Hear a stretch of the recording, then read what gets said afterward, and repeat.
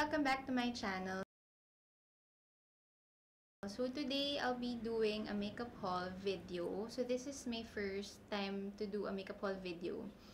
So kung nakita niyo yung vlog na pinost ko kahapon, meron doon yung pasalubong sa akin ng kuya ko and yung sister-in-law ko na may supot ng Sephora doon, na paper bag ng Sephora. So ito yung laman nun.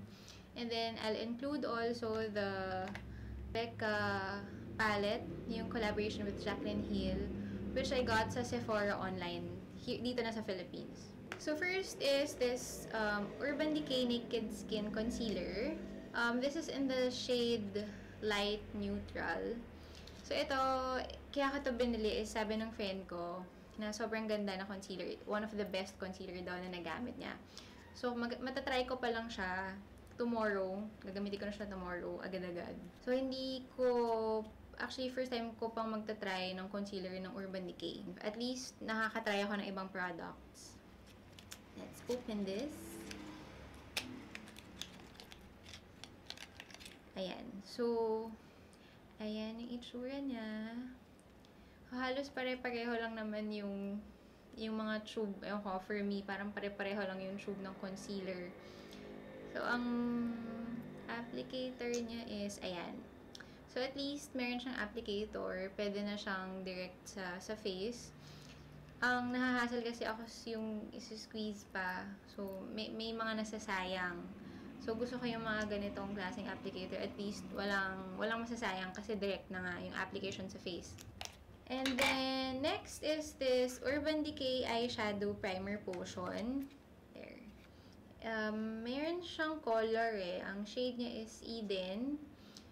Before, gumamit na rin ako ng primer potion ng Urban Decay. Pero ang ginagamit ko before is yung original.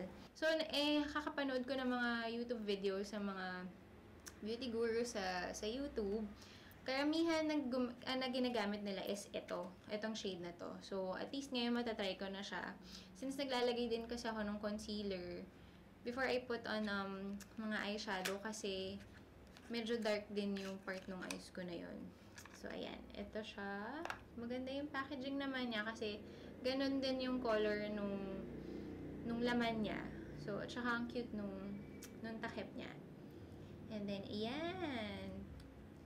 Ang perfect. Ang bongga. Ganun din yung applicator niya. Same as the concealer.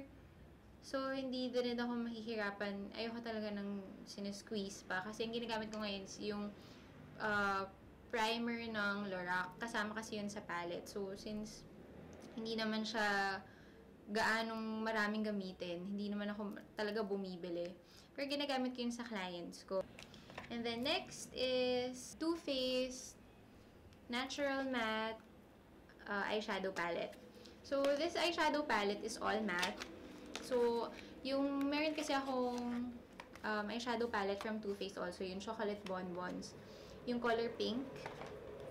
So, mixed kasi yun ng shimmer and matte. So, at least this is all matte.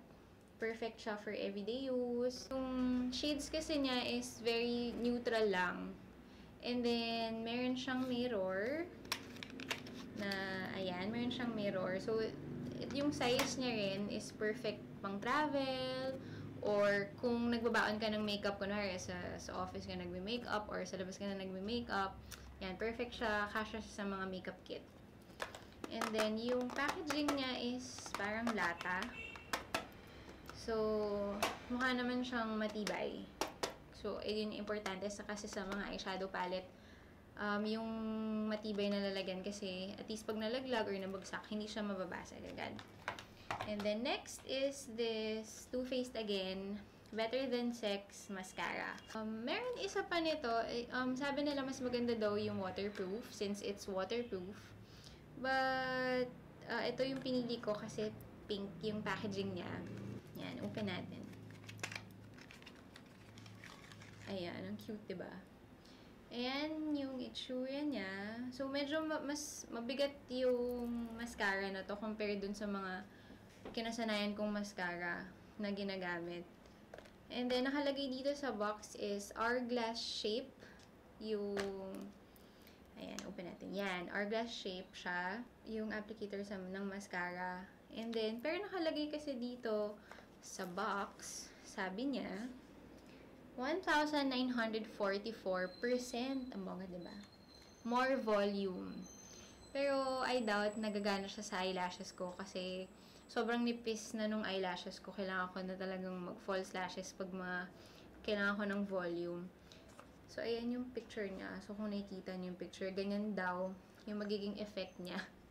Malalaman natin. So, ayan, nakalagay dyan is 100% dramatic volume ang magiging effect niya and 100% longer lashes. Pero malalaman natin pag magamit ko tomorrow. Pero sobrang cute niya, oh. Napaka-girly nung packaging niya. And next, another Too Faced product is this Too Faced Hangover Replenishing Face Primer. So, ang tagal ko na naghahanap ng primer na perfect for my skin. So, I hope this will be perfect for my skin kasi dapat ang ipapabili ko is yung primed and poreless na primer ng Too Faced. Although, nagbasa ako ng review, this is perfect for combination to dry skin. Kasi, hydrating siya. Nag-work din siya as moisturizer compared dun sa primed and poreless na primer ng Too Faced. So, since I have kasi mga dry patches sa face, mas feeling ko mas okay to. Mas mag-work siya sa skin ko. So, tatry ko to then tomorrow. So, I'll try to make a short tutorial ng mga lahat ng binili ko na nasa haul na to.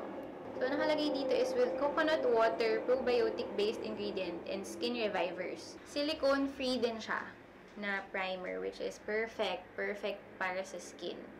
And next is this another Too Faced product. This is my favorite foundation.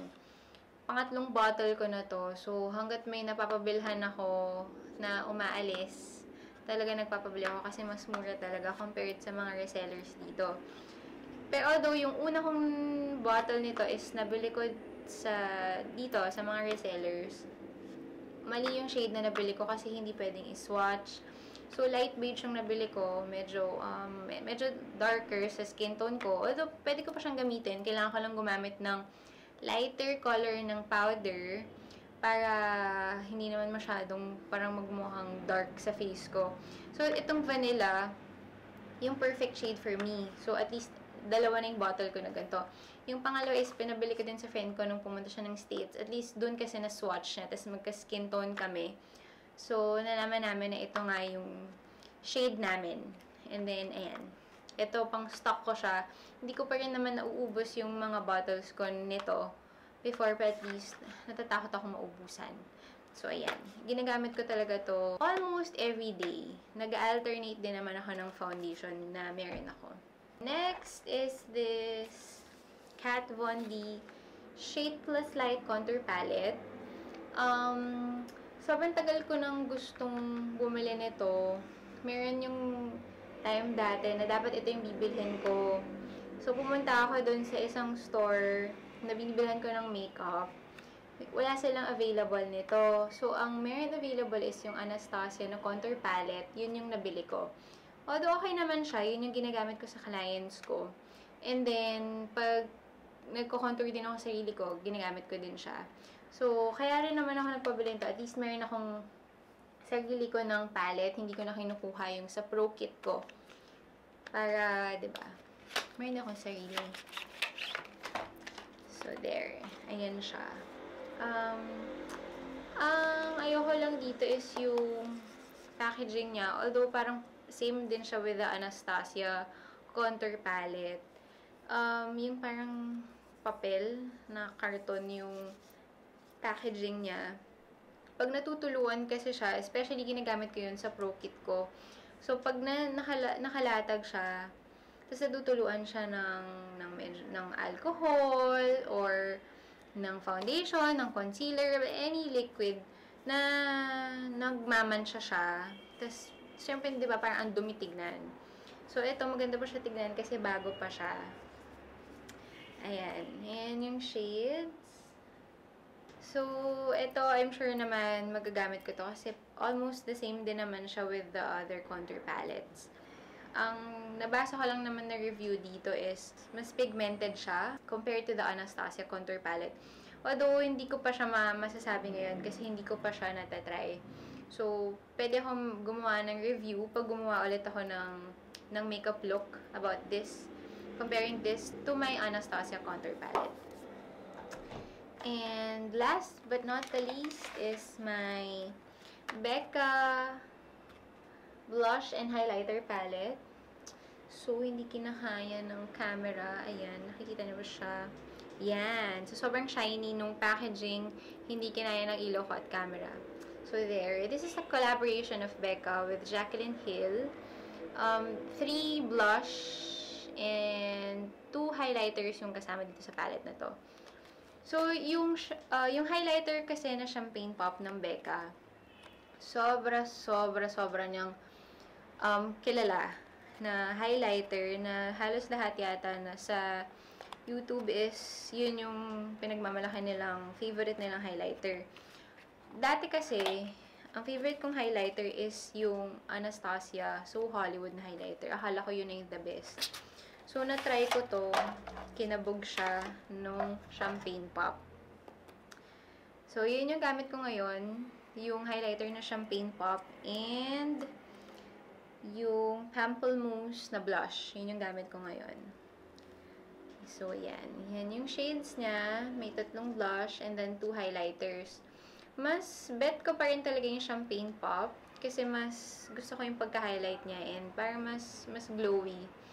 Yung Prosecco Pop kasi is parang may pagka-gold siya na color ng highlighter. Parang masyadong pa-diva yung effect ng highlighter niya. Maganda yung parang medyo glowy lang na highlighter.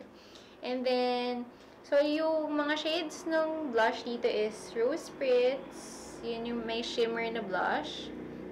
And then Amaretto and Pamplemousse, which is walang shimmer siya na blush. Ayan. So, ito yung gamit ko ngayon, plus the champagne pop highlighter.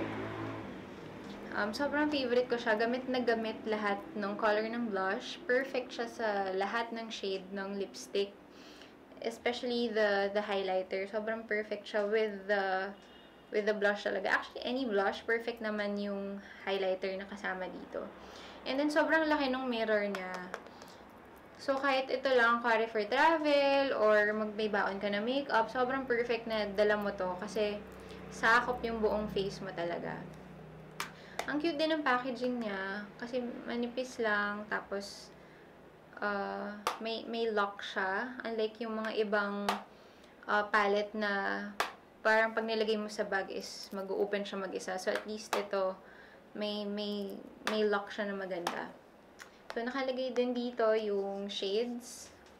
I'll post a picture here para mas makita nyo kasi hindi talaga kinakaya ng light ko tsaka ng camera ko yung itsura. Sayang, ang ganda pa naman nung itsura ng palette. So, that's it for my makeup haul. Hopefully, makagawa ulit ako ng tutorial soon using these products. Kahit yung mga short clips lang siguro, I'll try to post here sa YouTube.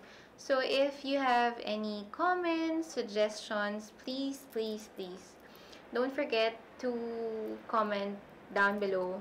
And then, kung ano man yung ginamit ko today sa face ko, I'll include it sa subscription box below. And then, please don't forget to comment, like, and subscribe to my channel. That's it. See you again. Bye!